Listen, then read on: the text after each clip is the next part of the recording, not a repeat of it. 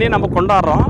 துளுத்து அரும்பு எடுக்கும்போது அது எல்லாம் கொண்டாடுறோம். கடைசி நேரத்தில் இது உட்காந்துன்னா போயிடுச்சு.